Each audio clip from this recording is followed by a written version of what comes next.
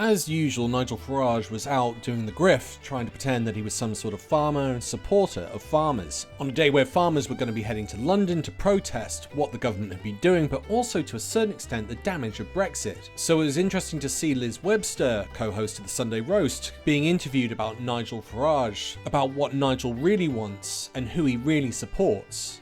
And you're going to be shocked. It's not Britain. Is speaking at a farm up in North London. It's one of the muster points for farmers all heading from around the country down to London. Is he a good advocate for this cause of farming? It's amazing, but it's not shocking to see how Nigel gets forced into this conversation about farming when he's got nothing to do with it. And interestingly, he's not being platformed by the farming movement. He's actually being told he's not allowed to get up on stage and speak on behalf of farmers.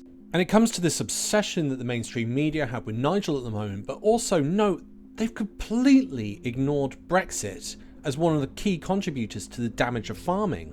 So for example, it's been estimated that Brexit has cost the government $40 billion a year in lost tax revenue. And just coincidentally, the Labour Party have decided that they needed to increase taxes to bring in an extra revenue of $40 billion. And the reason the farmers are out is because they're protesting against a tax increase. Starting to see the picture here. But the other slightly irking thing is the mainstream's media obsession about Farage, talking about him when he's not relevant and not involved, but also how much they ignore rejoining the EU and won't focus on that. But when it comes to farming, they're more than happy to talk about that and somehow force Nigel Farage into the conversation. Is speaking at a farm up in North London. It's one of the muster points for farmers all heading from around the country down to London. Is he a good advocate for this cause of farming? Nigel loves to be he wants to feel part of our tribe. But Nigel loves America and he puts Trump first. Now, if we put Trump first and America first and do a deal with them, British farming will not survive an America trade deal. They say America first for a reason. The quantities of scale, they are very aggressive exporters. There is no hope for British farming if we have an American trade deal. Excellent point by Liz. And let's face it, Nigel is obsessed with America, with Trump. And it doesn't matter what Trump does, whether it's ethnic cleansing. He wants to take over Gaza and turn it into the Riviera of the Middle East. Do you agree? I love ambition. The thought of a wealthy, wonderful, thriving place with well-paid jobs, casinos, nightlife. I mean, it sounds very appealing to me. If Trump backs a coup.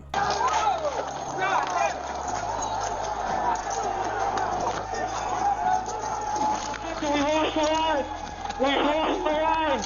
Anthony, get back!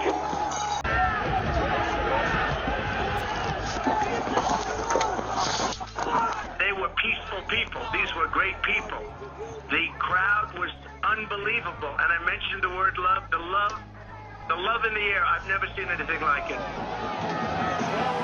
Or even if Trump treats Nigel like a piece of shit. I must go to why you are where you are in Washington, D.C., of course. Where you watched the inauguration, were you in the room? Were you in the rotunda? Where were you? No, didn't make the cut, sadly. I mean, I had a good seat, but no, I mean, look, frankly, most of the people in the room were Congress members, Senate members, a few heads of state. So no, I watched it here. I saw Boris Johnson in there in Rotunda. Is he now the person who Trump speaks to more than you?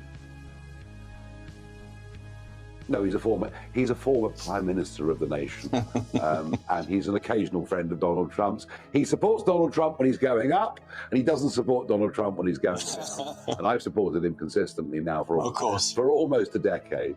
Even when Donald Trump was supporting Ghislaine Maxwell. If you're wondering what I'm talking about, have a listen to this. Ghislaine Maxwell is in prison, and a lot of people want to know if she's going to turn in powerful people. And I know you've talked in the past about Prince Andrew, and you've criticized Bill Clinton's behavior.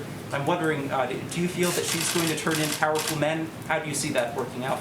I don't know. I haven't really been following it too much. I just wish her well, frankly. I've met her numerous times over the years, especially since I lived in Palm Beach, and I guess they lived in Palm Beach.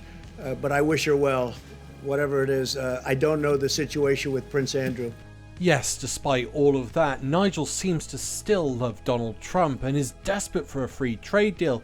And if you want me to prove that, Have a listen to him when he gets riled up by this BBC reporter, talking specifically about what Nigel wants for Britain. In every constituency in England, Scotland and Wales, back closer relationships, arrangements with the EU, rather than more transatlantic trade with Washington. Depends how you ask the question. I mean, that's that. As with all opinion polls, how do you ask the question? How do you slant the question? You're quite a fan of opinion polls that they put reform ahead of Conservatives and Labour. It does depend on how you ask the question. And I'm trying to understand from you how you will accept that there are a lot of people in this country who want closer ties with the European Union. And it doesn't seem that you can outline how you will accept that ideologically. Well, we voted Brexit. We voted to leave. That was very, very clear. We can be friendly. We can be cooperative. I've no doubt. What does that mean? Things. And I thought, well, I think the deal that was negotiated by the Johnson government wasn't a very good one. We can improve on that. The most important part is we don't tie ourselves specifically. You keep saying what we shouldn't do, but what is your vision, Nigel Farage, specifically? We are a global trading nation. The European Union is diminishing every single year. And I keep hearing this stuff about what an important trading market it is. Every single year that goes by, it becomes smaller. But what does being friendly mean? That, you know, we're not mates in a pub. What does being friendly mean? Can you commit to something? We can improve the deal, but we must not by saying to them, look, we can make this easier for both of us. We can go back through, and we're up for a renegotiation anyway. My fear is that we tie ourselves to EU law, that we start to accept single market regulations, and the many indications from this government, not saying that's what they intend to do. You keep outlining your fears and what you don't like, but you're now an MP, you're the leader of a party. Don't you need to say what we can do? What can that fisherman hear from you? I'll tell you what we can do. We can do a free trade deal with the USA. There you have it. You've got Nigel saying we should have a free trade deal with the USA. You've got farmers saying you're going to wreck our industry if you do that because they have lower standards, and that means we can't compete as well, so you'll undercut us. And that means more likely you'll have American corporations coming in, or corporations like BlackRock coming in, buying up the farming land, taking out British farmers, and essentially you'll have a corporatization and industrialization of farming in the UK. And that's not good. It means lower standards. It means damage to the environment on an unprecedented scale, which is already on the edge. And that's what Nigel wants. Nigel isn't for farming. Nigel's for himself and Donald Trump. Let me know your thoughts in the comments. I'd be really keen to know if you want an American trade deal. It doesn't look like it. We want to be part of the EU. Once again, thank you to all my listeners, supporters and YouTube members. You keep this channel going and growing. And once again, thank you for listening. Bye for now.